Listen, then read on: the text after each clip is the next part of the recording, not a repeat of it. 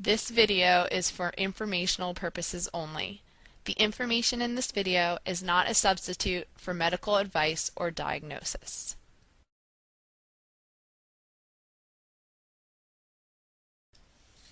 Postural drainage is accomplished by positioning the patient so that the angle of the lung segment to be drained allows gravity to loosen the thick, sticky mucus in the lungs. Mucus can then be more easily removed with a huff or cough. Keep in mind that modified positions may need to be used when there is a precaution or contraindication to the ideal position.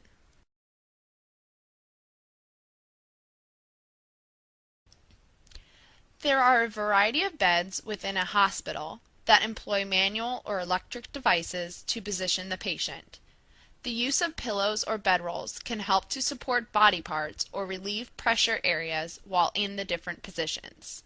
In the home setting, pillows, a slant board, a foam wedge, sofa cushions, or a beanbag chair can also aid in positioning.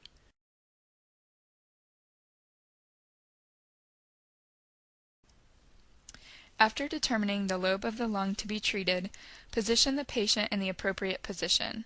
If postural drainage is used exclusively, each position should be maintained for 5 to 10 minutes if tolerated, or longer when focusing on a specific lobe.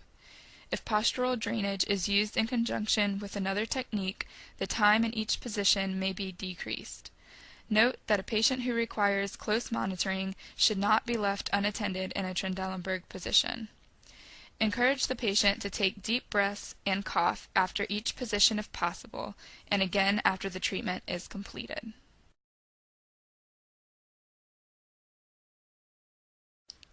Advantages of postural drainage are as follows. It can be coordinated with other patient activities in the hospital or at home. It is relatively easy to learn, and it is cost-effective. There are also a few disadvantages to using postural drainage. For many patients, optimal postural drainage positions will be contraindicated for a variety of reasons. Adherence to postural drainage may be reduced due to the length of treatment and the cost of the caregiver's time.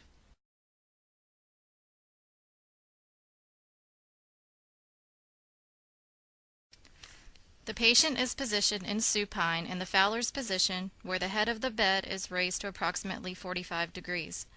A pillow should be placed underneath the head and knees. The patient is positioned in supine in the semi-fowler's position, where the head of the bed is raised to approximately 30 degrees. Pillows should be placed underneath the patient's head and knees. The patient is positioned in supine on a flat table or bed. Pillows should be placed underneath the head and knees. Hips should be in external rotation. The patient is positioned seated in a chair. The patient then leans forward over a folded pillow. The patient is positioned in semi-prone with the right side higher than the left. The patient should be lying on a flat table or bed. Pillows should be placed underneath the head and feet. The patient is positioned in semi-supine with their left side higher than the right. The bed is in the Trendelenburg position. Pillows should be placed underneath the head, in between the knees, and behind the patient's back. The patient is positioned in prone on a flat table or bed. A pillow should be placed underneath the patient's hips and feet, but no pillow should be placed underneath the head.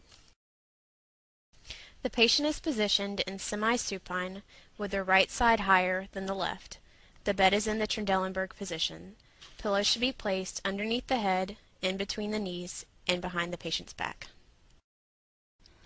The patient is positioned supine in the Trendelenburg position. Pillows should be placed underneath the head and knees. The patient is side-lying on their left side in a Trendelenburg position with shoulders and elbows flexed to 90 degrees. Pillows should be placed underneath the patient's head and between the knees. The patient lies prone in the Trendelenburg position.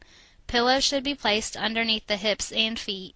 There should be no pillow underneath the head. The patient is side-lying on their right side in the Trendelenburg position. Pillows should be placed underneath the head and between the knees.